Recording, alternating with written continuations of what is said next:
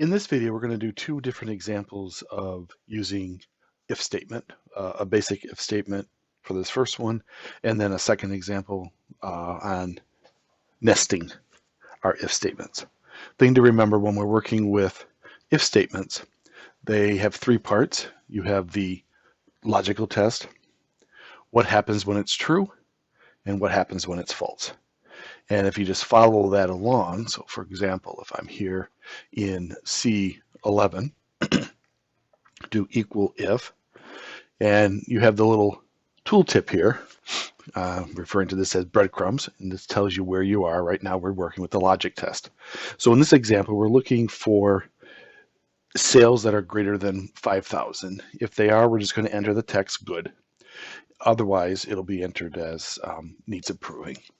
So to do the logic test, we do B11 is greater than D7. Now, a couple things to think about here. We're using D7 as a means of including what our criteria is going to be, or our logic test is going to be, our comparison. When we compare, we are looking at greater than, less than, equal to, not equal to, greater than or equal to, or less than or equal to. So we can compare two cells as we're doing here. We could, if we know that we're not going to change the 5,000, we could write it as B11 is greater than 5,000, or whatever number we want to use.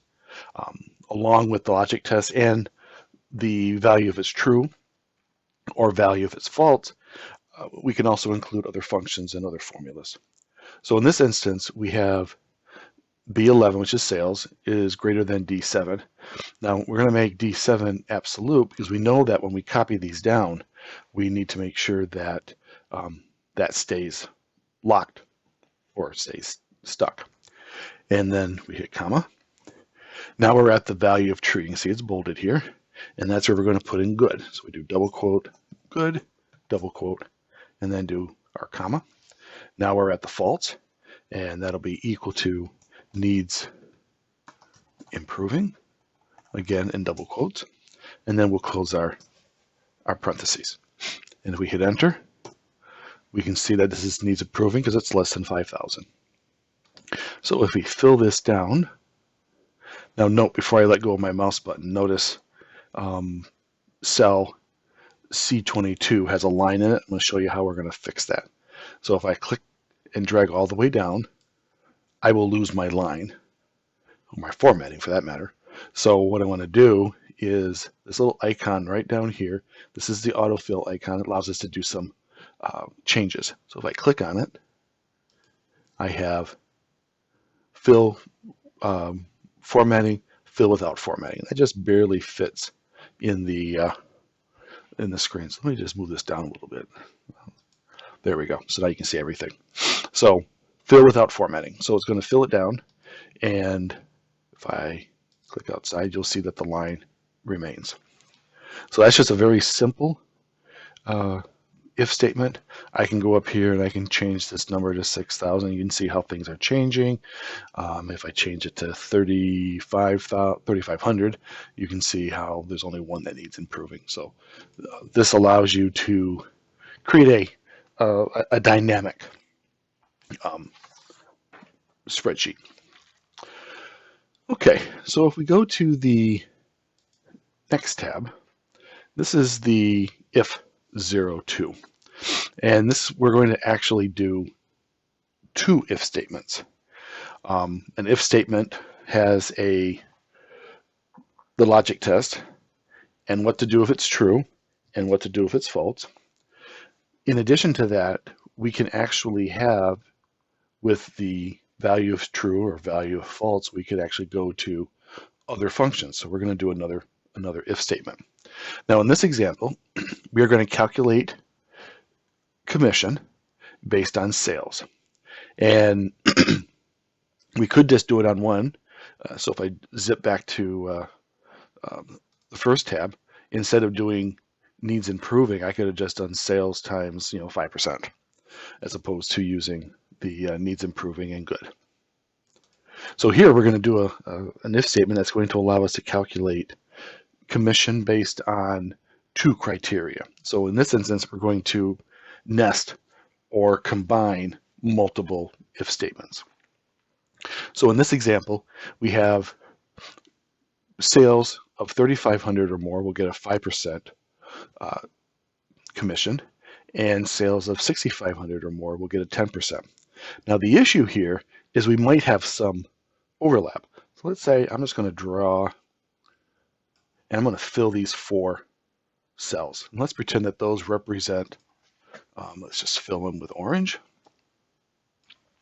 That represents sales greater than 3,500.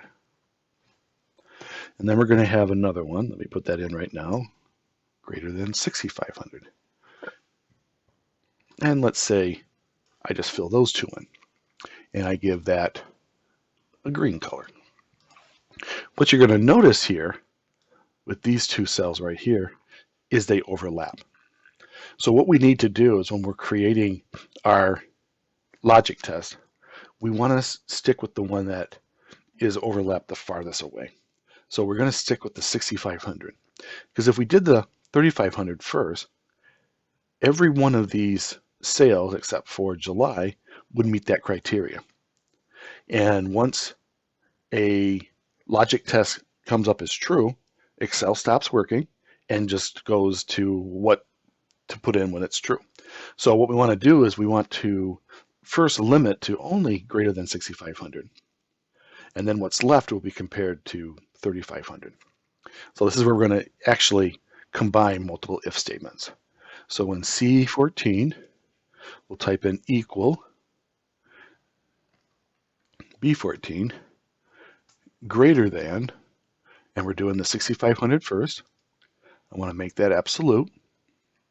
So now it's going to look and say, okay, if it's true, then we take sales and we multiply it by 10%. And then that's the true component. So now we hit the comma. And now it's going to ask, what do I do if it's false? Well, I now need to search for those sales that are greater than 3,500. Before we could just do commission based on 5% if you wanted or nothing. But here we want to actually do another if statement. So we'll do if, parenthesis. So now we're combining multiple if statements. And you can do this with nesting of almost any function that makes sense. Notice that we are now back at the logic test. So this will be sales, which is B14, greater than the 3,500, which is D7. Make that absolute. And then if that's true, we take sales times 5%. And I need to make that absolute. And then we do comma, 0. Now before I hit the enter, I think, oops, D10 here. This is the commission. I need that to be absolute as well. So now I have, in essence, 2 functions I've worked with. So I had 2 open parentheses. So now we need to make sure that we include 2 close parentheses. And depending on where the second or third or whatever types of nesting that we've done, we may have to close it, not at the end of the function, but maybe in the middle of the function, depending on where that is. So I'll hit enter. Okay, now there's a little error here. I didn't plan for this. So let's see what is wrong. Oops, I forgot to include the if for the first function. There we go. I was wondering why the tooltips weren't showing up. So when I did this, let me just double click it. I left off that first if. It had no idea what it was doing. So now I'll copy that down. And I don't want to lose my line. So I'll just say without formatting. So July should not get commission. And if we look at those that are greater than 6,500, we can see that we're just multiplying those by 10%. So we know that these two work. So again, what we did here is we had our first if statement, and this searched for that higher end of the overlap. And then that was B14 is greater than D9. Make sure you make it absolute, the D9. And then what happens if it's true? Well, we want to take the sales, which is B14, and multiply it by the commission percent, which is D10 absolute. So now we're at the point where we are at the faults of that first if statement. So now we need another if statement, because now we said, okay, the first one has not been met, so now it's going to go to the second one. If the first one is met, as it was here for, let's say, September, then it does the commission, boom, it's done. So we did another if statement. When you nest functions, you just write the function. You don't need another equal sign. So in this instance, again, we took sales and we compared it to 3,500, which is D7 absolute, and then we calculated the commission using absolutes. There's not any more to do. We could have done another one where maybe we're looking at sales that are greater than 2,000. That would be a third one. As you combine these if statements, nest them, they do become a little difficult to troubleshoot. So those will calculate the commission, otherwise it gives us 0. And I'll hit enter. And now if we make any changes here, let's say I change this to 4,500, and you can see how anything that was at greater than 3,500 no longer gets commission. And put that back to 3,500. So that is basically working with a basic if function. That was the first example, first worksheet, and a nested if function. A nested if function, or in general, well, we worked with nested if functions here, meaning we're combining multiple if functions. We can also nest functions. As I mentioned when we were just getting into using functions and formulas, that formulas can consist of functions. Functions can consist of formulas, and functions can also include other functions. And so that's how we can really start making Excel work for us. So that is the if statement.